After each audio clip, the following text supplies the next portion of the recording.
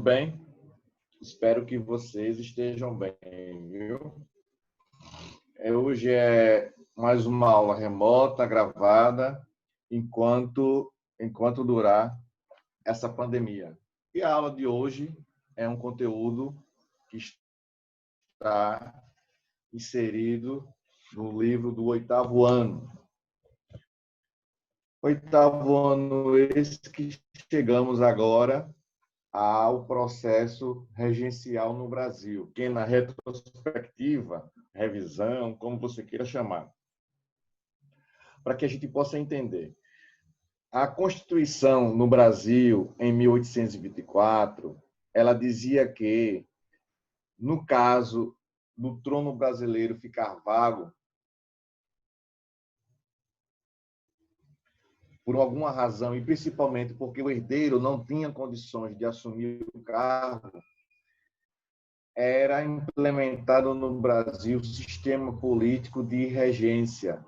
Regência, esse nome, faz uma menção aí a um regente, a um maestro, um orquestrante, lá, o líder da orquestra, que seria o governo brasileiro, que seria o Brasil. E essa regência, inicialmente, seria colocada em prática a partir do momento que você vai ter a regência provisória e depois a regência permanente. Ou seja, provisoriamente, o cidadão lá está ocupando o cargo, depois é feita uma avaliação do seu governo e poderia permanecer provisória e até permanente. E aí o processo, a evolução desses casos, dessas situações, se dá mediante a ocorrência da impossibilidade. A regência ocorre no Brasil devido à impossibilidade de Dom Pedro II, Dom Pedro de Alcântara e depois Dom Pedro II assumir o poder. Por que a impossibilidade? Porque quando o pai dele vai embora, em 1830, ele tem apenas 5 anos de vida, então ele não tem como governar. Por isso que foi implementado a regência.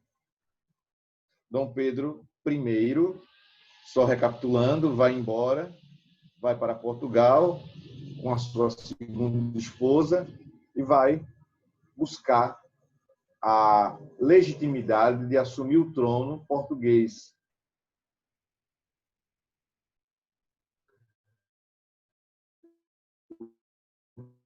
O português estava ali depois da morte de Dom João VI, o irmão de Dom Pedro, chamado de Dom Miguel, queria assumir o poder. Havia um plano antecipado, um contrato assinado em que Dom Miguel, tio de Maria da Glória, não é, deveria se casar, mas esse plano foi desfeito, porque era muito comum naquele período, no século XIX, as famílias monárquicas casarem entre si para evitar misturas, para evitar que viesse uma possibilidade de alguém casar com um plebeu, uma plebeia, aquela pessoa que não tenha uma linhagem real, monárquica, de alteza, não ter essa possibilidade, não é de um príncipe se apaixonar por uma plebeia. Então, os casamentos eram arranjados e casamentos, de vez por outra, acontecia isso, casamento entre si. Um belo exemplo disso é dentro da família da corte portuguesa, da família real portuguesa, foi que a Dona Maria I, a avó de Dom Pedro I, se casou com o tio dela, né? E por aí tem todas essas situações, esses arranjos, né, políticos, monárquicos, para que evitasse essa situação de um príncipe ou uma princesa se casar com um plebeu ou uma plebeia com alguém que não tivesse nenhum vínculo monárquico, nenhum sangue azul, vamos dizer assim, não é? Então, a regência é colocada, mas em nenhum momento esse processo político regencial ele vai ser estabilizado, ele vai ter um processo de legitimidade e a população vai se acalmar. Não, isso não vai ocorrer, não é? E aí a gente vai começar a conhecer de forma detalhada todas essas situações e perceber que, ao mesmo tempo que a regência se desenvolve também com o decorrer, com o transcorrer dos conteúdos, a gente vai perceber que, ao mesmo tempo, vai ocorrer revoltas do Pará, no Rio Grande do Sul, na Bahia e no Maranhão, né? As chamadas, tradicionalmente, historicamente chamadas de revoltas regenciais, que vão estar insatisfeitas com o período regencial. E, realmente, o período regencial falta legitimidade. A população não reconhece o regente como sendo um governante legítimo e autônomo. Beleza? Tranquilo aí? Vamos lá. Na página 228, nós temos essa introdução. Né? Essa introdução. Vamos ver aqui. Toda que está colocada aqui é um trecho da revista Aventuras na História, por sinal uma boa revista, um artigo escrito por Bruno Vieira Feijó. As regências brasileiras. Ser maior de idade aos 18 anos é uma tradição recente no direito brasileiro. Ao longo do tempo, a maioridade mudou diversas vezes. É importante a gente colocar isso, por quê? Porque no caso do período regencial, o início do segundo reinado, vai haver... o texto aqui está colocando esse tema de forma, fazendo uma analogia, e já estou antecipando o que vai ocorrer, não é? Por conta dessas agitações todas, o governo regencial falta legitimidade, acontecendo revoltas, e os partidos que nós vamos estudar já já, os liberais moderados, liberais radicais e os restauradores, vão desejar que ocorra a antecipação da maioridade para que o jovem, para que o menino Dom Pedro de Alcântara e depois Dom Pedro II possa finalmente tomar o poder. E nesse caso aí, não existia isso na Constituição. Esse episódio é conhecido historicamente como o golpe da maioridade, quando há antecipação da maioridade de Dom Pedro II. Ele deveria assumir com 18 anos, mas ele vai assumir com 14 anos, 7 meses e 21 dias. Tranquilo? Então, esse textinho aqui, introdutório, que aparece no livro, na página 228, tem esse objetivo, fazer essa analogia, fazer essa comparação, fazer com que a gente possa refletir sobre a questão da maioridade. Vamos lá. Ser maior de idade aos 18 anos é uma tradição recente no direito brasileiro.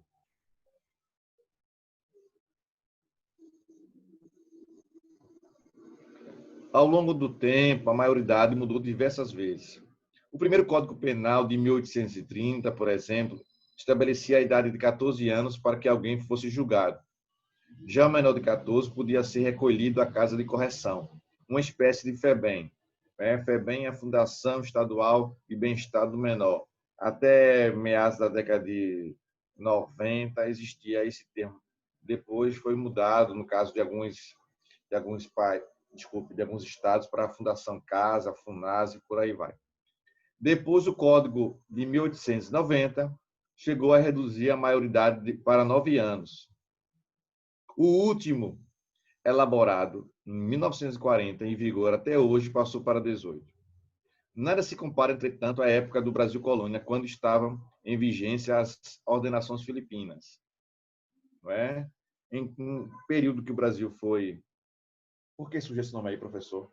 Um período que o Brasil foi colônia, o Brasil foi orientado com Constituição pelas ordenações filipinas por conta do rei Filipe I. São as filipinas, manuelinas e afonsinas. É como se fosse uma Constituição portuguesa que servia de referência para nós aqui no Brasil. Ordenações filipinas. As mesmas de Portugal. Era um conjunto de leis em que penas para diversos crimes estavam estabelecidas. A maioridade se dava aos 7 anos. A partir daí, crianças e jovens eram severamente punidos, sem muita diferença em relação aos adultos. Isso quer dizer que podiam ser até condenados à morte. Outras penas, consideradas leves, eram dadas publicamente como parte do interrogatório. Caso, por exemplo, da aplicação de chicotadas que faziam sangue escorrer no primeiro golpe. Após essa introdução sobre a questão da maioridade no Brasil, as leis, os códigos penais, nós temos embaixo uma foto, uma foto que fala aí, devido ao fato de o sucessor na linhagem, Dom Pedro II, ao centro aqui, não ter idade para assumir o império, foram instauradas as regências entre 1831 e 1840, quando o jovem Dom Pedro II vai assumir o poder. Vamos lá. Página 229. A organização política dos partidos brasileiros. Com a abdicação de Dom Pedro I e a impossibilidade de seu filho assumir o trono brasileiro, a política passava por uma grande instabilidade. Claro, se o governante, o herdeiro natural do trono brasileiro, resolve voltar para Portugal para lutar pelo trono, não é isso? Estava no segundo matrimônio, todo um processo que foi difícil, foi muito complicado arranjar esse casamento para ele. Ele até que deu sorte, não é? Porque uma jovem muito distinta, muito educada, refinada, que já sabia da má fama de Dom Pedro I e mesmo assim aceitou casar com ele e ainda, não é, criar o restante dos seus filhos menores que havia perdido a mãe de forma muito precoce, a dona Leopoldina. E ele pegou e foi embora para lutar pela questão sucessória ao trono português, colocou a filha lá, para como quem diz assim, vai minha filha, vai lá na frente, segure que eu estou resolvendo alguns problemas aqui no Brasil, porque caso contrário, seu tio vai tomar o poder. E isso vai haver a tentativa do tio tomar o poder, o tio Dom Miguel, irmão de Pedro I. Passava por grande estabilidade. Voltando para o livro aí. Era preciso instalar uma regência para governar o Brasil, até a maioridade do príncipe regente. O problema é que as divergências e tendências políticas existentes no Primeiro Império continuaram a existir e atuar mesmo após a abdicação. Nesses grupos políticos não havia participação popular. Não havia, já que o voto era censitário, modelo em que apenas quem pertencesse à aristocracia ou à burguesia, comerciante, tinha direito de se candidatar. Ou seja, para que você pudesse se candidatar a algum cargo político, você tinha que comprovar uma renda, e não era uma renda baixa, tinha que ter uma renda alta para que você pudesse participar da vida política. Então, por isso que a gente chama o voto era censitário, de acordo com a sua renda, de acordo com os seus bens, de acordo com a classe social que você pertence, você vai poder participar da vida política do Brasil ou não. Vamos lá. O voto muitas vezes se dava através da pressão e ameaça, o chamado de acordo com as intenções daquele candidato, e quando chegarmos lá no nono ano, a gente vai ver bem essa questão do chamado coronelismo, mas não vou nem deter a esse caso agora, a essa situação, porque senão eu vou desvincular, me afastar muito do nosso assunto de hoje. As eleições eram constantemente fraudadas para privilegiar as elites aristocráticas enfraquecidos, sem participação nos cargos políticos, e com os liberais brasileiros fortalecidos com a abdicação de Dom Pedro I, os grupos políticos passaram a ser partidos políticos. De grupos viraram partidos. Inicialmente temos 3 aqui, mas desses 3 depois teremos, quase que no final da regência, quase que no final do período regencial, vamos ter 2. A gente chegar mais na frente a gente vai vivenciar isso. Foram 3 que tiveram grande destaque em participação efetiva no Brasil. Liberais moderados. Eram partidários defensores de uma aristocracia de origem rural, que viviam num sistema monarquista constitucional. Liberais moderados. A única forma de preservar suas regalias e privilégios políticos. entendiam que deveria haver uma centralização política, mas também fortalecimento do poder legislativo. Aí você está assistindo a aula e me pergunta, faz uma pergunta aí na sua mente: professor, o que significa esse poder legislativo? Esse poder legislativo faz menção aos deputados e senadores, é o poder legislativo, no caso, no âmbito federal. Os chimangos, como eram conhecidos, esses liberais moderados, não aceitavam a participação popular nem reformas de cunho social. Um de seus principais representantes foi o padre Diogo Antônio Feijó, que depois vai ser um dos regentes no período da regência permanente, una permanente. Aqui ao lado tem a foto dele, não é? E tem um link que explica, fazendo um perfil dele. Foi um sacerdote católico que teve grande destaque no período regencial, fazendo parte da regência trina e também como regente uno no Brasil. Foi responsável, inclusive, pela criação da Guarda Nacional. Nós vamos estudar isso, a Guarda Nacional, como uma reação à tentativa às crescentes revoltas que estavam acontecendo no Brasil. Um dos fatores para ele criar essa Guarda Nacional foi esse. Liberais exaltados, como o próprio nome sugere, eram radicais que faziam oposição aos moderados. Apoiavam as transformações sociais, mas com pequena participação popular. Eram pequenos proprietários rurais, conhecidos como farroupilhas. Suas principais bandeiras eram uma política federativa e constitucional. Eles queriam uma política, uma república federativa, ou seja, eles queriam o fim do governo imperial, instalação da república. E quando a gente estiver estudando os passos antecedentes da chegada da República ao Brasil, é eles que vão estar à frente desse movimento de queda do Império. Somente vai acontecer isso em 1889, nós estamos aqui agora em 1831. Suas principais bandeiras eram uma república federativa e constitucional, o sufrágio universal, o direito ao voto, o fim do poder moderador e da sucessão vitalícia. O que é sucessão vitalícia?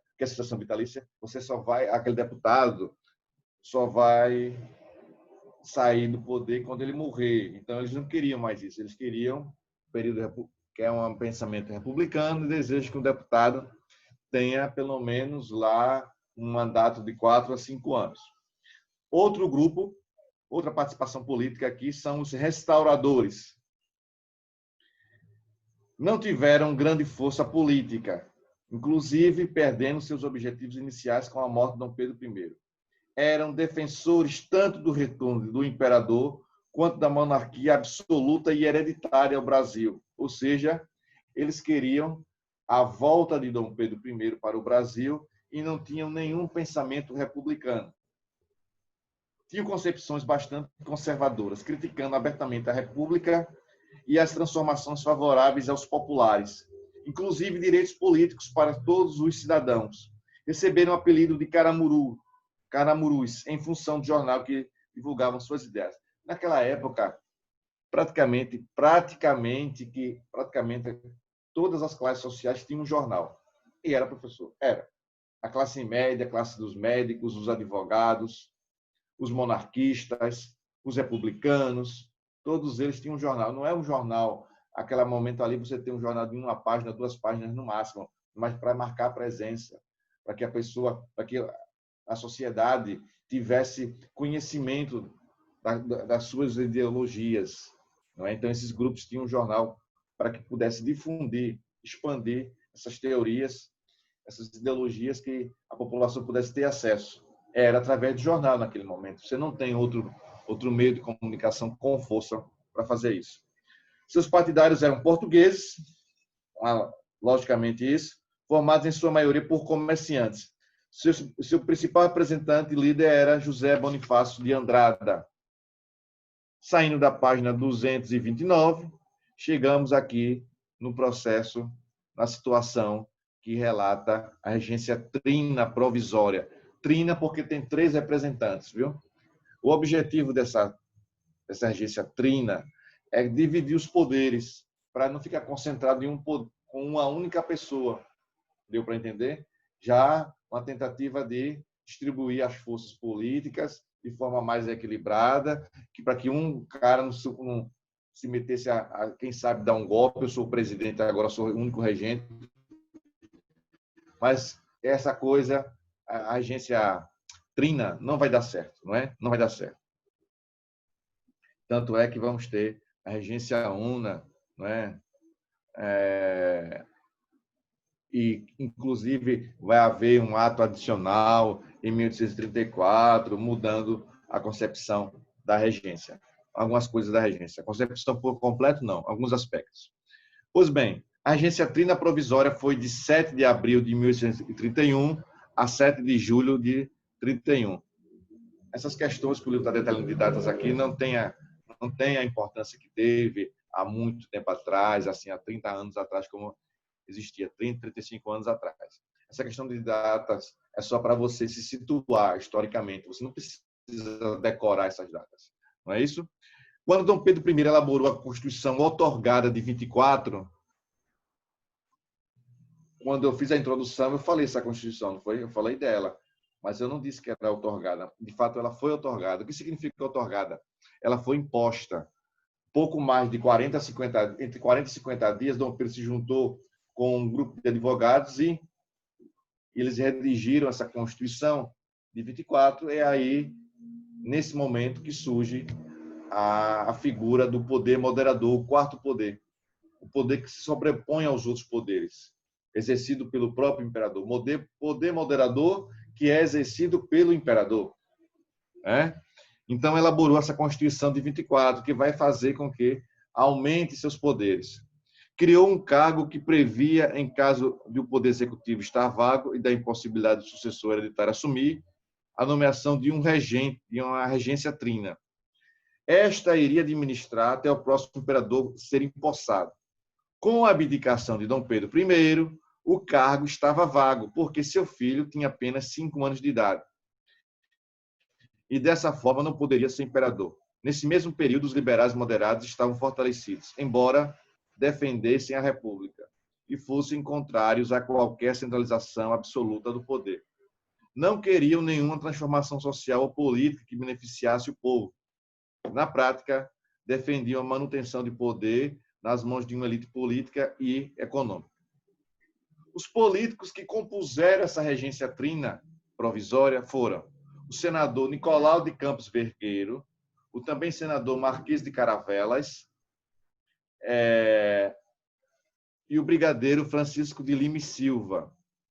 Os regentes procuraram acalmar o país, concedendo anistia política, reconduzindo o gabinete popular demitido por Dom Pedro I e limitando autoridades do regente que não poderiam dissolver a Câmara dos Deputados. Conceder títulos de nobreza e condecorações. A regência trina provisória conduziria a função executiva até a próxima Assembleia Geral, que determinaria o estabelecimento da regência trina permanente. Regência trina permanente. Então, antes de prosseguir, eu desejo fazer com vocês pelo menos uma questão que ela se encontra na página 232. Diz assim, primeira questão, praticando o conhecimento. Desde que se proclamou a independência do Brasil, em 1822, Dom Pedro I sofreu duras pressões políticas e econômicas que culminaram, que resultaram com o surgimento do período regencial, que durou de 1831 a 1840. Com base no que foi estudado, quais foram os motivos que levaram ao surgimento do período regencial? Quais foram os motivos? Foram dois motivos centrais. Vê aí. A resposta é a seguinte. Foram 2 os motivos centrais decisivos para o surgimento do período regencial. A abdicação de Dom Pedro I ao trono e a impossibilidade de seu filho Dom Pedro II assumir, vírgula, por ter 5 anos de idade, ponto. Devido à grande instabilidade política vivida e à restrição ao trono do filho Dom Pedro I, vírgula, instalou-se a regência que era prevista na Constituição, outorgada em 1824. Outorgada, já mencionei aqui, significa o quê? Muito bem, meus queridos, significa que a Constituição foi imposta. Uma outra situação, uma outra questão que vai nos ajudar na consolidação do nosso conhecimento histórico, nós vamos vivenciar agora. 233. Dom Pedro era menor de idade após a abdicação de seu pai, Dom Pedro II, o que levou à instauração de uma regência que inicialmente era provisória, mas depois se tornou permanente. Defina a regência trina e cite os membros da regência trina provisória e da permanente. Qual é a resposta? Foi um sistema de governo previsto na Constituição outorgada imposta de 1824, a qual afirmava que, vírgula, em caso de vaga para o cargo do Poder Executivo e da impossibilidade de o herdeiro assumir o trono, vírgula, estabelecia-se esse sistema até o próximo imperador reunir condições de assumir. A regência trina provisória foi formada por Nicolau de Campos Vergueiro, pelo Marquês de Caravelas e pelo Francisco de Lima Silva. Ponto. A regência trina permanente foi formada por João Braulio Muniz, José Costa Carvalho e Francisco de Lima e Silva, o Duque de Caxias, que vocês vão conhecer dentro em breve, muito em breve. Vamos lá. Vamos lá. Voltando agora para a página 230.